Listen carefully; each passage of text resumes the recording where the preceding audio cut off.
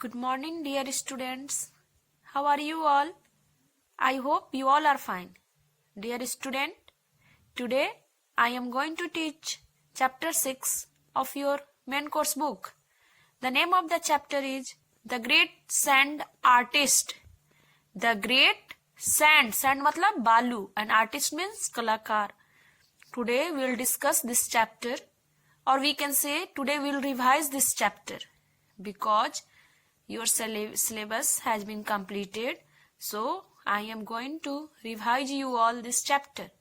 आप लोग का मेन कोर्स का सारा चैप्टर कंप्लीट हो चुका है, इसलिए आज से हम लोग चैप्टर को रिवाइज करेंगे. So today we will revise chapter 6, The Great Sand Artist. You must have heard of football or cricket world cups. आप लोग वर्ल्ड कप तो जरूर देखते होगे. आप लोग क्रिकेट वर्ल्ड कप देखते हो, फुटबॉल वर्ल्ड कप देखते हो. But did you know that there is a sand sculpture world cup too? लेकिन क्या आप लोग को पता है कि सैंड से जो मूर्ति का आकार देता है उसका भी वर्ल्ड कप होता है? क्या आप लोग को पता है? सैंड स्कल्पचर मतलब क्या होता है? जो बालू से, जो रेत से मूर्ति बनाता है उसको सैंड स्कल्पचर बोलते हैं. ठीक है. You must have heard of football or cricket world cups, but did you know that there is a sand sculpting world cup too? Sand sculpting is the art of making beautiful sculptures with sand. Sand sculpting क्या बोलते हैं, किसको बोलते हैं? अभी मैं आपको बताई हूँ कि ब्यूटीफुल स्कल्पचर्स मतलब कि जो सुंदर सुंदर मूर्ति बनता है, क्या चीज से बनता है? बालू से बनता है, सैंड से बनता है. उसी को क्या बोला जाता है? Sand sculpture. In the year 2014, Sudarshan Patnaik on the People's Choice Award at the World Cup for his work Save Tree, Save the Future. In the year 2014 में Sudarshan Patnaik what did he on? क्या जीता था वो? People's Choice Award. क्या जीता था? People's Choice Award at the World Cup for his work Save Tree, Save the Future. 2014 में सुदर्शन पटनायक जो था वो क्या जीता था? People choice award. क्या चीज में? वर्ल्ड कप में. और क्या काम था उनका? Save tree, save the future.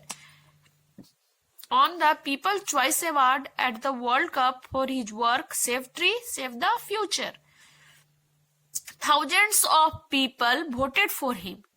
Thousands of people मतलब कि बहुत हजारों लोग उसको वोट किए थे. उसको thousands of people voted for him. Artists from many countries took part in the competition.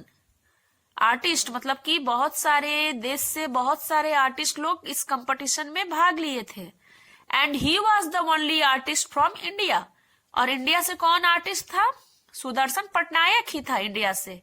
Artist from many countries took part in the competition and he was the only artist from India. अभी मैं बताई हूँ कि कौन सा competition हो रहा था? वर्ल्ड कप हो रहा था. क्या चीज का? For his work save tree, save the future. और उसमें उनको कौन सा अवार्ड मिला था? People's choice award. Once from beginning, you must have heard of football or cricket world cups, but did you know that there is a sand sculpting world cup too? Sand sculpting is the art of making beautiful sculptures with sand. मैं अभी बताई हूँ sand sculpture मतलब क्या होता है कि art of making beautiful sculptures with Sands. बालू से जो मूर्ति बनता है उसी को सैंड स्कल्पचर बोलते हैं. और 2014 में कौन अवार्ड जीता था? सुदर्शन पटनायक जीते थे. और कौन सा award? People's choice award at the world cup for his work save tree, save the future. Thousands of people voted for him. Thousands of people, हजारों लोग उसको वोट दिए थे. और artist from many countries took part in the competition and he was the only artist from India.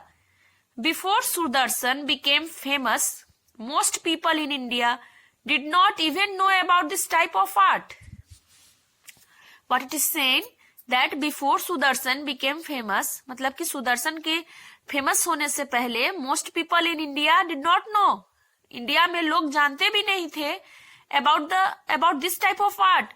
किस type art के बारे में बात हो रहा है? बालू से बनाने वाला जो मूर्ति बनता है उस आर्ट के बारे में बात हो रहा है कि सुदर्शन का फेमस होने से पहले इंडिया में लोग जानते भी नहीं थे कि बालू से इतना अच्छा स्कल्पचर मूर्ति बनाया जा सकता है। Sudarshan himself discovered this art by chance. Sudarshan खुद को, art by chance means by luck and not by reason. Sudarshan himself discovered this art by chance, मतलब कि सुदर्शन खुद को इसके लिए, इस बालू के रेत से जो मूर्ति बनता है उसके लिए खुद से वो अपने आप को उसके लायक बनाया, उसको खुद से अपने आप को उस तैयार किए। Sudarshan himself discovered this art by chance. No one taught him. No one taught him, क्या कोई उनको सिखाया था, कोई पढ़ाया था बालू से स्टैचू बनाना? नहीं, कोई नहीं। No one taught him how to make sand sculpture. Sudarshan was born in 1977 in the town of Puri in Odisha. Sudarshan का कहाँ जन्म हुआ था? कब जन्म हुआ था? 1977 में पुरी में जन्म हुआ था। पुरी आप लोग को पता है कि उड़ीसा में है। तो सुदर्शन का कब जन्म हुआ था? Sudarshan was born in 1977 in the town of Puri in Odisha. When Sudarshan was very young, his father left his family and went away. When Sudarshan, he was very young, मतलब कि जब सुदर्शन बहुत छोटे थे, his father left his family. Sudarshan के father अपने family को छोड़कर चले गए। Sudarshan's father left his family and went away. He lived in a small house with his two elder brothers. Sudarshan, he lived in a small house. Sudarshan क्या बड़ा घर में रहते थे? नहीं, सुदर्शन का छोटा सा घर था और वो अपने दो भाइयों के साथ रहते थे, अपने बड़े भाइयों के साथ, with his two elder brothers, his mother and grandmother. और उनके फैमिली में कौन कौन था? दो बड़े भाई थे, एक उनकी माँ थी और एक उनकी दादी थी, उनकी ग्रैंड मदर थी। He lived in a small house with his two elder brothers, his mother and grandmother. By the time he turned 8, जब वो 8 साल के हो गए, he had to leave school due to his family's problem. जब वो 8 साल के हो गए तो उन्हें अपना स्कूल भी छोड़ना पड़ गया। किस लिए छोड़ना पड़ा? अपने फैमिलीज प्रॉब्लम के चलते। By the time he turned 8, he had to leave school due to his family's problem. His house was very close to the beach. उनका घर, बीच मतलब क्या होता है? समुद्र का किनारा। तो उनका जो घर था समुद्र के किनारे के बहुत पास में था। His house was very close to the beach. He started spending more and more time at the beach. फिर क्या हुआ? उनका घर तो बीच समुद्र के किनारे था, बहुत पास में था, तो क्या करने लगे? अपना ज्यादा से ज्यादा समय उसी बीच के किनारे वो स्पेंड करने लगे। He started spending more and more time at the beach. One day Sudarshan sat at the beach watching the sea waves. Sea waves मतलब समुद्र का तरंग, समुद्र में जो तरंग उठता है। एक दिन क्या हुआ? सुदर्शन समुद्र के किनारे बैठे हुए थे और क्या देख रहे थे? सी वेव्स को, समुद्र के तरंगों को। One day Sudarshan sat at the beach watching the sea waves. He saw how the waves came to the shore and made patterns in the sand. क्या देखते हैं कि कैसे समुद्र का तरंग जो है सी शोर मतलब कि किनारे तक आता है और कैसे जैसे जैसे आता है वैसा वैसा अपना छाप छोड़ते हुए जाता है, कुछ ना कुछ फिगर बनाकर चला जाता है। सुदर्शन लव्ड आर्ट, और सुदर्शन को कला बहुत पसंद था, वो आर्ट करना बहुत पसंद था। But he never had enough money to buy pencils, paper and paint. Sudarshan को आर्ट बहुत पसंद था, लेकिन सुदर्शन के पास इतना पैसा नहीं था जिससे कि वो पेंसिल, पेपर, पेंट खरीद सके। He had a brilliant idea. तभी उनके दिमाग में एक आइडिया आया। He decided to make the endless seashore his paper. क्या बोले कि अरे मेरे पास तो पैसा नहीं है पेपर खरीदने के लिए, तो क्या वो बोलते हैं कि ये जो समुद्र किनारे है जो इंडलेस है, मतलब कि समुद्र की बहुत बड़ा होता है, जहां तक नजर दौड़ाओगे वहां तक नजर जाता है, इसलिए वो इंडलेस है। तो क्या सोचते हैं कि ये सीसोर ही मेरा पेपर हो गया। मतलब कि समुद्र के किनारे, आप लोग समुद्र गए हो सी शोर देखे हो, समुद्र के बाहर जो जगह होता है उसी को वो अपना क्या बना लिए, पेपर बना लिए। He decided to make the endless seashore his paper, his hand would do the work of a pencil. और उनका पेंसिल का कौन काम करता था, उनका हाथ काम करता था। He dug his finger into the wet sand and started making patterns. क्या हुआ, अभी मैं आपको बताई कि उनको आर्ट बहुत पसंद था, लेकिन उनके पास इतना पैसा नहीं था जिससे कि वो पेन, पेपर, पेंसिल खरीद सके, पेंट खरीद सके। तो उनके दिमाग में एक आइडिया आया। वो क्या किए, जो समुद्र का किनारा है उसको अपना पेपर बना लिए और अपने हाथ की अंगुली को क्या बना लिए, पेंसिल बना लिए। और बालू गीला था, बस वो क्या करना स्टार्ट कर दिया, उसके ऊपर चित्र बनाना स्टार्ट कर दिए। He dug his finger into the wet sand and started making patterns. Slowly he started making sand castles. Sand castle मतलब देखो ये ऐसा ऐसा समुद्र में, समुद्र किनारे आप लोग गए होगे, देखते हो हम लोग भी बालू को इकट्ठा करके बालू से ही घर बनाते हैं। वैसे ही वो क्या करने लगे, बालू से ही इस टाइप का बनाना स्टार्ट कर दिए। Slowly he started making sand castles. He loved it so much that he spent hours doing it. उन्हें इस काम को करने में इतना अच्छा लगने लगा कि वो घंटों अपना समय बिताना स्टार्ट कर दिए। Sudarshan started coming to the beach every day. Sudarshan अब हर दिन बीच आना स्टार्ट कर दिए। When Sudarshan turned 10 years old, जब सुदर्शन 10 साल के हो गए, he had to start working as a domestic worker in his neighborhood. Domestic worker मतलब कि घर में जो काम करते हैं, डोमेस्टिक वर्कर मतलब कि person who help us with our household work.